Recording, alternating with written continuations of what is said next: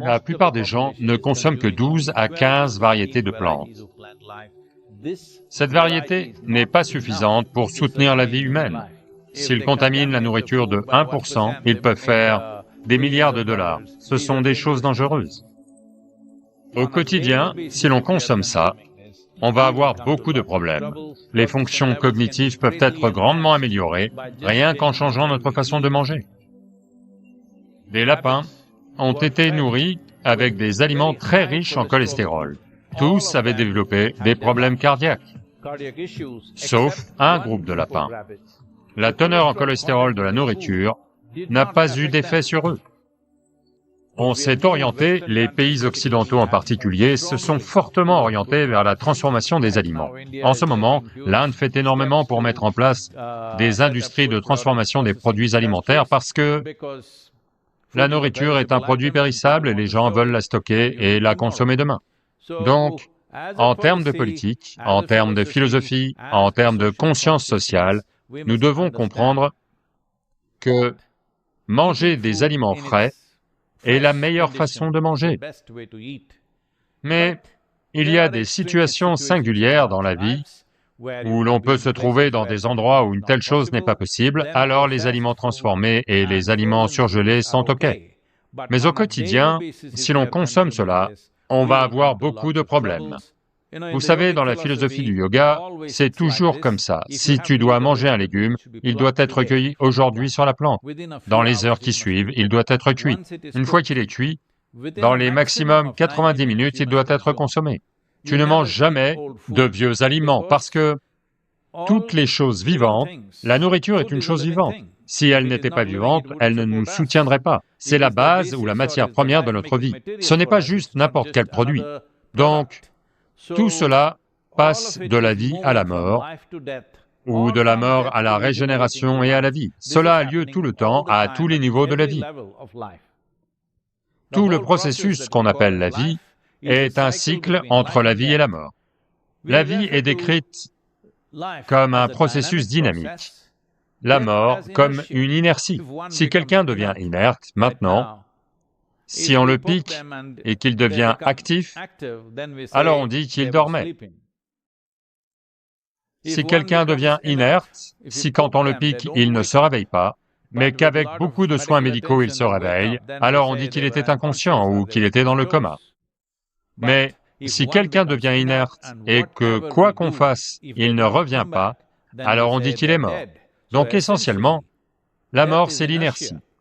Tout dans la vie est un combat permanent entre dynamisme et inertie. Donc on appelle cette inertie tamas. Donc une fois que vous laissez la nourriture reposer, en particulier les aliments cuits, s'ils restent un certain temps, alors ils accumulent de l'inertie.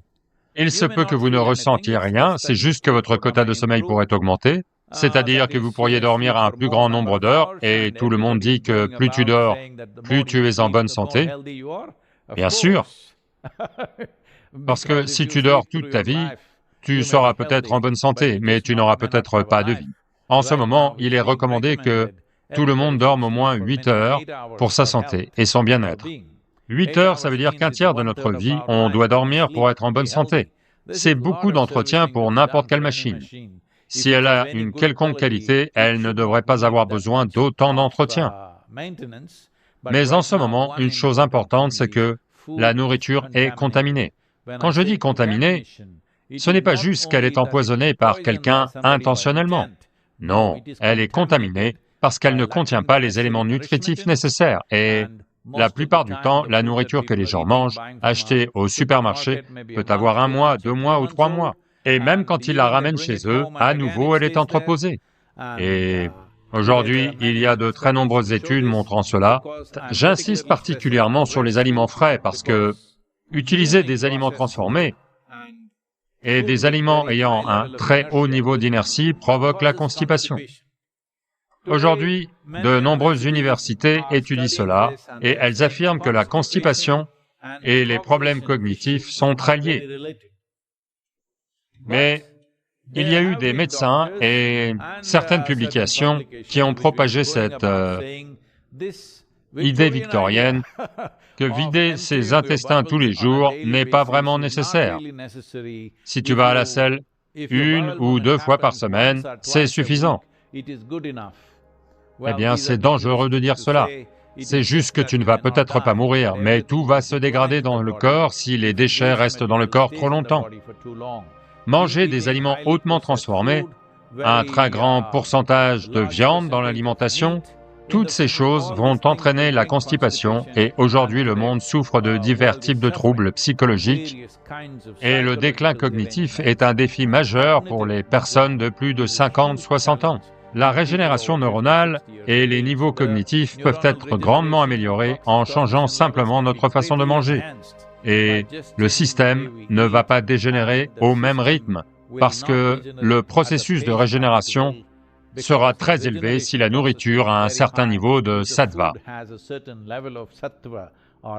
ou un certain niveau de vitalité en elle. De nombreuses preuves s'accumulent sur le fait que la maladie de Parkinson commence dans les intestins et que les microbes jouent un rôle important. D'abord, en interagissant avec le système nerveux entérique, le petit cerveau que nous avons dans les intestins. Dans la maladie d'Alzheimer, c'est tout aussi complexe.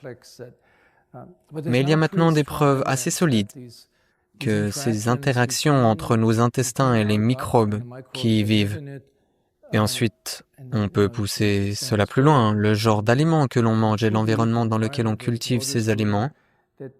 Cela est connecté à certaines des maladies les plus graves auxquelles nous allons être confrontés dans les 50 prochaines années parce que les gens vieillissent et que le taux de prévalence de ces maladies neurodégénératives chroniques est en augmentation. Non seulement cela, mais la façon dont on consomme la nourriture devient aussi un aspect important.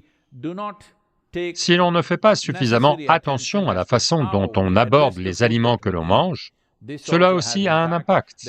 Il y a des études merveilleuses dans certaines des universités américaines qui le montrent. Cela remonte probablement au milieu des années 80, quand ils ont fait cette étude, où différents groupes de lapins ont été nourris avec des aliments très riches en cholestérol. Ils voulaient voir s'ils allaient développer des problèmes cardiaques et autres. Et quand ils les ont examinés, tous avaient développé des problèmes cardiaques, à part un groupe de lapins. Alors ils ont commencé à étudier ce groupe, ce qu'il avait de si spécial. Génétiquement, ils étaient les mêmes, à tous les niveaux, ils étaient les mêmes, le même niveau d'activité, mais ils n'étaient pas affectés. Puis ils ont découvert que cette personne qui nourrissait ce groupe de lapins, leur parlait toujours, leur sifflait des airs, leur parlait, les caressait, et ensuite leur donnait ses carottes, ou peu importe ce qu'elle leur donnait. Et ces lapins étaient heureux. Comme ils étaient heureux lorsqu'ils mangeaient, la teneur en cholestérol de la nourriture ne les a pas affectés. Donc cela est quelque chose que l'on doit savoir, la façon dont on approche la nourriture, parce qu'il y a une intelligence en nous qui construit tout ce corps. Ce corps et ce cerveau ont été construits de l'intérieur. Le pain qu'on consomme devient corps et cerveau. Donc il y a une intelligence comme ça. Être en contact avec cela, tout approcher à partir de cette réflexion fera une énorme différence. Donc le genre de nourriture qu'on consomme, où on la consomme, comment on la consomme, comment on est quand on la consomme, toutes ces choses ont un impact sur la nourriture. Je sais que seuls certains de ces aspects peuvent être gérés par la régulation, le reste doit l'être par la conscience humaine, mais la partie réglementaire est tout aussi importante, parce que, aujourd'hui, l'alimentation est gérée par de vastes organismes. Quand je dis organismes, de grandes entreprises, de très grandes entreprises commerciales qui, si elles contaminent les aliments à hauteur de 1%, elles peuvent gagner des milliards de dollars. Quand ce genre de proposition existe, il y a toujours une propension à contaminer la nourriture de diverses manières, en la faisant vieillir, ou en réduisant la température à laquelle elle est stockée, ou en y ajoutant quelque chose. Tous ces aspects sont là. Mais l'aspect le plus important, c'est que la source même est contaminée. Nous devons régler cela. La contamination a lieu au niveau de la production, pas seulement au niveau de la production, même le niveau productif de base, qui est le sol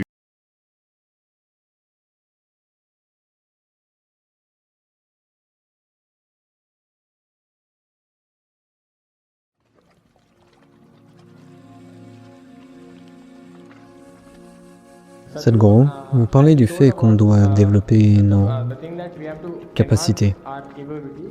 Chaque fois que je lis des textes sur les grands hommes de l'Inde, je remarque toujours qu'ils ont renoncé à toute leur famille et à leur vie pour atteindre cette perfection. Donc, en tant qu'étudiant, qu'est-on censé faire? Quand vous êtes étudiant, vous devez renoncer à tout le reste. C'est ça que vous êtes censé faire. Quoi qu'il en soit, ce n'est pas de la renonciation, c'est une méprise absolue. Maintenant, vous savez, c'est comme, je retourne quelque part où je retrouve mes amis de l'université et du lycée, et ils sont un peu déstabilisés avec moi. Moi, je suis avec eux comme je l'étais à l'époque. Rien n'a changé chez moi. Mais eux sont un peu... Certains ont assez bien réussi, très bien réussi pour beaucoup. D'autres ont raisonnablement réussi, n'importe. Les échecs, si tu ne les vois plus, tu ne sais pas où ils sont passés. Donc, c'est plus facile de tracer les gens qui ont réussi dans le monde, vous savez. Les autres, tu perds le contact.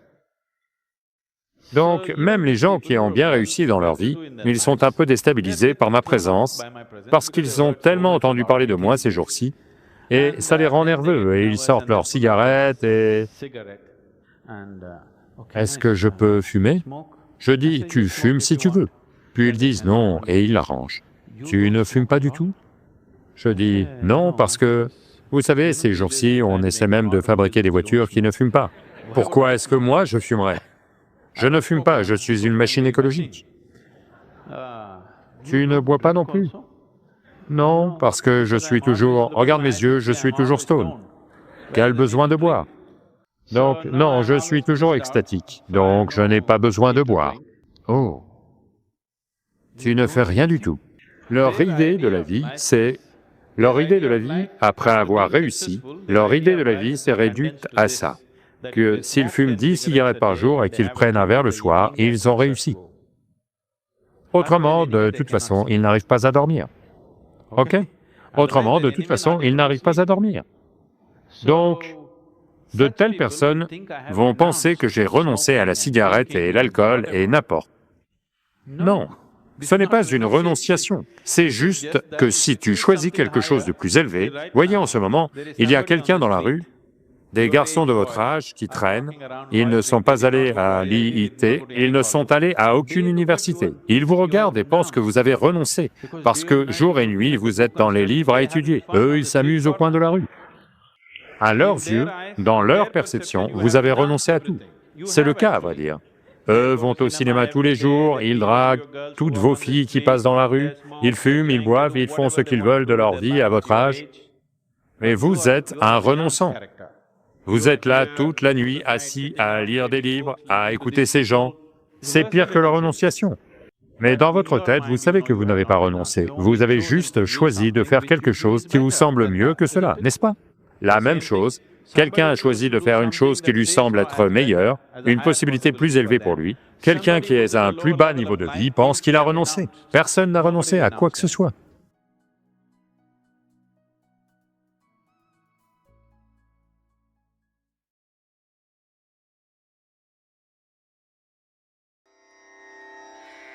Ra